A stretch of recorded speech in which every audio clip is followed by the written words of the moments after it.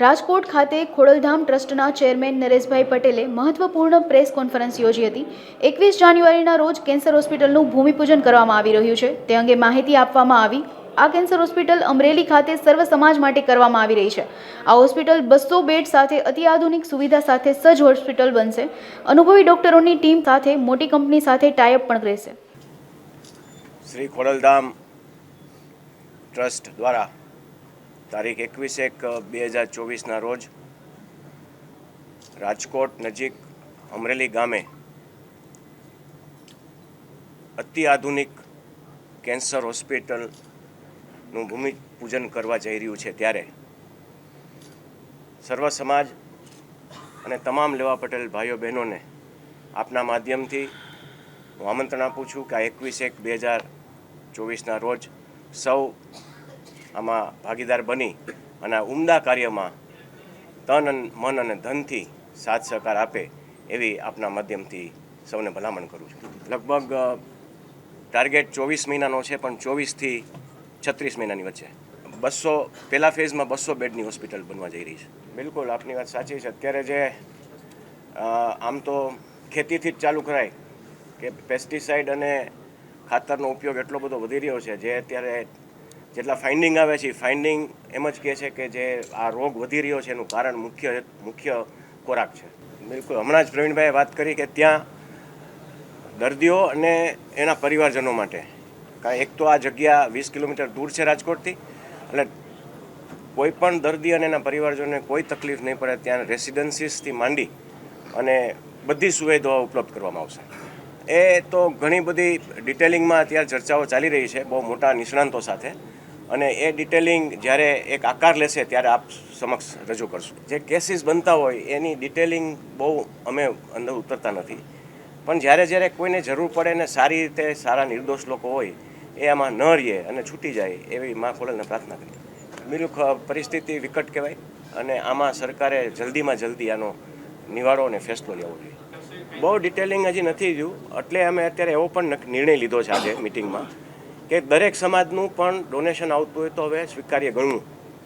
એટલે જ્યારે દરેક સમાજ આમાં ભાગરૂપ બનશે, ભાગીદાર બનશે, તો પછી આ કોઈ ડિફરન્સ રહેવાનો કોઈ અર્થ જ નથી, કોઈ ડિફરન્સ રાખવામાં આવશે નહીં, બિલકુલ નહીં, બિલકુલ નહીં। આમંત્રણ કમિટી છે અમારી રમેશભાઈની અને 2-4 મિત્રોની, હવે આજે નક્કી કરશે 2-4 દિવસમાં કોને આમંત્રણ આપે। 21 તારીખે આ જે કાર્યક્રમ છે એ આમ તો મહાસભા જ ગણાય, કારણ કે લોકો જેટલા હશે ત્યાં કાગવડમાં સંખ્યા નક્કી નથી, પણ આ જે મુખ્ય કાર્યક્રમ છે કાગવડ જ થવાનો છે, અને ભૂમિપૂજન છે અહીંયા સ્થળ ઉપર, ત્યાં 7 દીકરીઓ કરશે અને ત્યાં લાઈવ કાગવડથી જોવામાં આવશે, કારણ કે અહીંયા એ સંખ્યા સમાય નહીં, એટલા માટે આપણે કાગવડ કાર્યક્રમ રાખવો બહુ હજી નક્કી નથી। મારો પ્રવાસ હું ચાલુ કરીશ અને જ્યારે ખોડલધામના પ્રાંગણમાં કાર્યક્રમો થાય છે ત્યારે આપ જોવો જ છો, હજારો અને લાખોની સંખ્યામાં લોકો એકત્રિત થતા હોય છે। ખોડલધામ ટ્રસ્ટ અને અમારા ચેરમેન શ્રી નરેશભાઈની આગેવાની નીચે એક સૌરાષ્ટ્રમાં અદ્યતન વર્લ્ડ ક્લાસ કેન્સર હોસ્પિટલ આપણે બનાવવા જઈ રહ્યા છીએ, જે સર્વ સમાજના યજ્ઞરૂપી આ સેવાનું માધ્યમ શરૂ કરીશું। અને અંદાજે પહેલો ફેસ એ 200 બેડની હોસ્પિટલ ઊભી થશે। 200 બેડની જે હોસ્પિટલ છે એ અદ્યતન ટેકનોલોજી અને છેલ્લામાં છેલ્લી સંશોધનની શોધ સાથે અને સારામાં સારી સૌરાષ્ટ્રની અંદર સારવાર મળી રહે એ લેવલની આ હોસ્પિટલ ખોડલધામ અને નરેશભાઈની આગેવાનીમાં આ ઊભી થવા જઈ રહી છે। આ હોસ્પિટલ જે છે એમાં વર્લ્ડ ક્લાસ સેવાઓની સાથે સાથે જે એક્સપર્ટ લોકો છે કે જેમણે હોસ્પિટલનો અનુભવ હોય, સારા હોસ્પિટલો અને સારી ફેસિલિટીઓ ઊભી કરેલી હોય એ લોકોની, એટલે કે એવી કંપનીઓની પણ આપણે આમાં સેવા લઈ છીએ।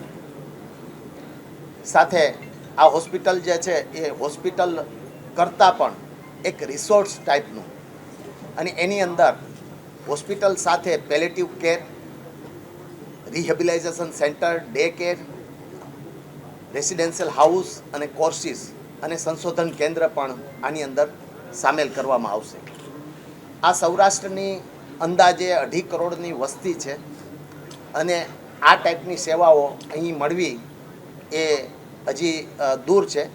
આપણે વધારે સેવા લેવી હોય અથવા તો સારવાર માટે આગળ જવું હોય તો અમદાવાદ, વડોદરા કે મુંબઈ, સુરત મુંબઈ, દિલ્હી જવું પડે.